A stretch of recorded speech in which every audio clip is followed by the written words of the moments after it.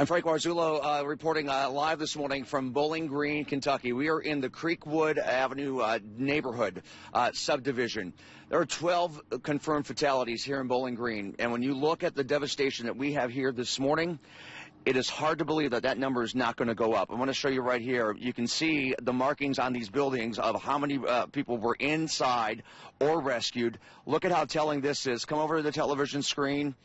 There's a Christmas tree here, folks, that is in full. It looks like it was put up yesterday morning, and everything around it completely ripped out. That is how selective these winds can be. You can see each one of these vehicles turn. If you've not seen these images yet, we're going to turn over here. I want to show you, this is the actual block. Let the pictures tell the story for a moment here. I was talking with the mayor, and he's going to join us live on the FOX19 Now Morning News at 6:40, the mayor of Bowling Green, Mayor Elcott. While you hope everyone's accounted for, they just don't know. There could be still people inside here trapped when this came in with plenty of warning, but you know what? You look at this devastation. Tornado lead time warnings are 9 minutes. Some areas had 20, 30-minute warnings. The middle of the night, doesn't matter. Doesn't matter at all. 155-mile-per-hour winds are going to do this. We're going to talk with the mayor coming up, see what they need, see what we can do from Cincinnati and help these folks out as the morning news on FOX19 Now continues. Well, I have with us here this morning, and I don't want to take a lot of his time because he's been a very busy man, Mayor Todd Elcott, the mayor of Bowling Green, Kentucky. First off, Mr. Mayor, you're a Bowling Green native, served our country, thank you, in the Air Force. You've seen a lot. I imagine you haven't seen much like this, especially in Kentucky here on the U.S. grounds. We haven't. December 11th is going to be a day we remember, but it's going to be a day that we remember because we came out of it better. We have amazing people that are coming to help us. Our first responders handled this incredibly, but we're climbing out of that foxhole, and it's about taking care of the immediate needs. And we have people like literally behind us in a school that didn't have power yesterday, but we have them sheltered, and we're trying to get them aid and trying to get them registered with Red Cross. But I'm just amazed at what we've been able to accomplish in the last few hours. Tell us a little bit of what, I mean, obviously we're looking at, complete devastation here. This was, it's a subdivision, probably, for lack of a better word, ground zero of the damage here in Bowling Green. This is, we were hitting 4 major areas. This is where we had loss of life.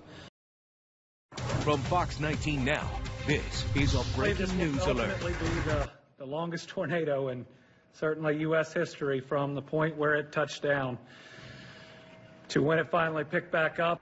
There is no lens big enough to show you the extent of the damage here in Graves County or in Kentucky. Nothing that was standing in the direct line of this tornado is still standing.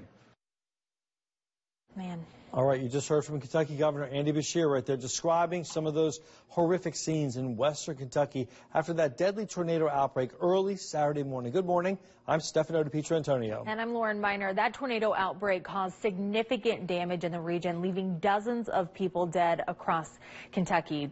So determined recovery efforts are beginning as thousands of residents grapple with that devastation this morning. So far, we know at least 80 people are confirmed dead. Officials expecting that number to climb above 100. We have team coverage right now, beginning with Isabel Rosales, who's live in Mayfield for us right now. I am in the town of Mayfield, and this is considered ground zero. Take a look right behind me. That is the reason why a lot of these buildings either collapsed or totally flattened. And don't just take my word for it. Let's give you a bird's eye view of this downtown area of Mayfield. You can see this massive destruction every which way that you look. But you can also see heavy machinery, bulldozers out there.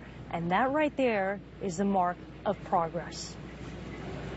The impact of the deadliest day of tornadoes to ever hit the U.S. in December, clear in the destruction and devastation left behind across 8 states.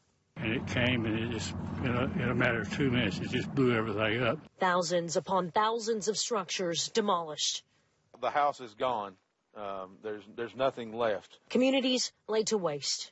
Nothing that was standing in the direct line of this tornado is still standing.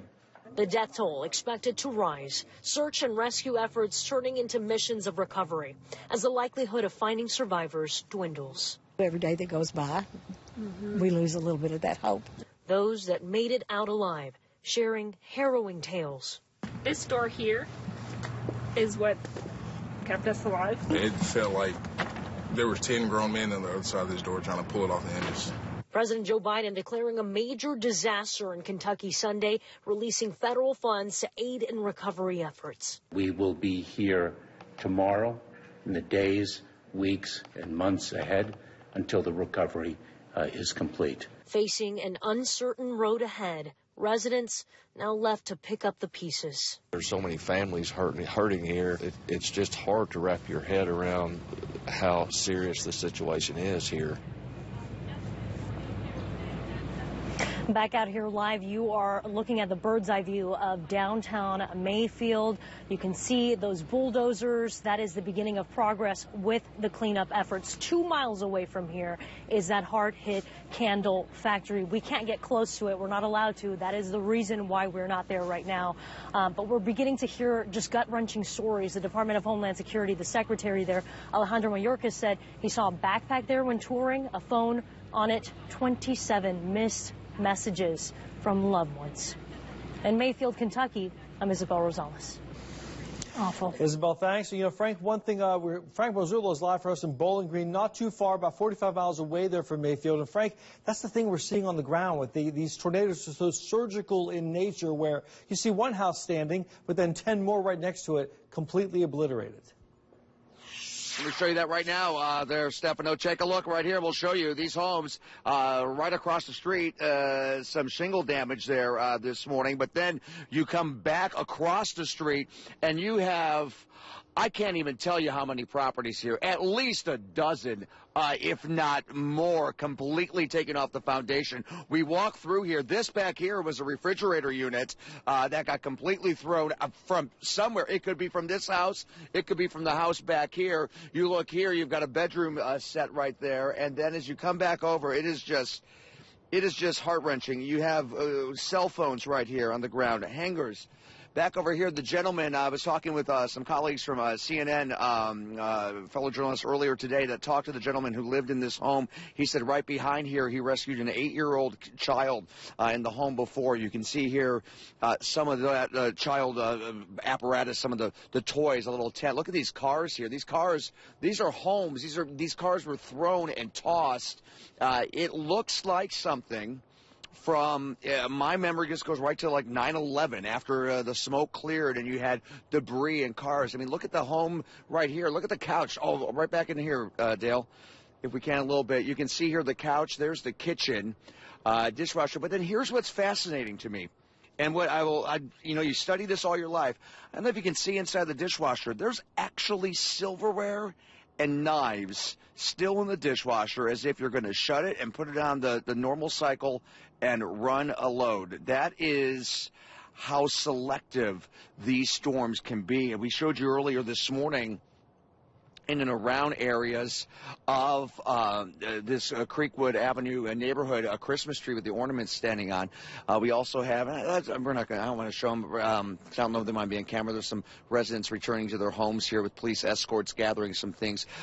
If folks want to tell the story, we will do that. But you must be respectful in that scenario. But the mayor was glad we were here, he said, because he needs people to realize that Bowling Green needs help, and they need it. And he's been in contact with the governor. He said all branches of government have been coming forward here this morning. Here you can see some lighting, this was from the back of somebody's house. This is, a hose reel that's right here, just complete. And you look at a lot of this, and I'll tell you, Catherine, I don't see it. I don't want to speak for every home here, but from visual eye contact, I do not see a lot of basements here. This looks like it was a lot of slab homes with maybe little crawl spaces underneath. But we're going to have more continuing coverage live here from the Creekwood neighborhood, which is shut off, Catherine, to the public right now. You can only get up here with a police escort to get into your homes and gather your belongings. And I'm going to kind of talk about these winds.